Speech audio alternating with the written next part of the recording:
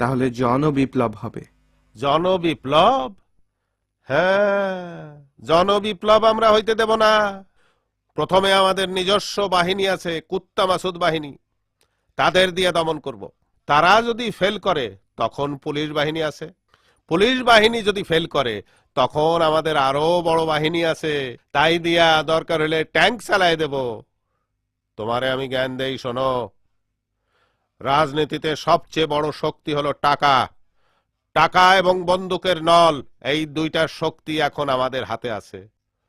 আমাদের দেশের রাজনীতির মাঠে যে বড় বড় দলগুলো খেলতেছে তারা সবাই এক বিষয়ে ঐক্যমত: দেশের সাধারণ মানুষরে কাঙ্গালি থেকে মুক্তি দেওয়া যাবে না, দুর্নীতি দমন বিভাগকে স্বাধীন করা যাবে না, সরকারি রেডিও টেলিভিশনকে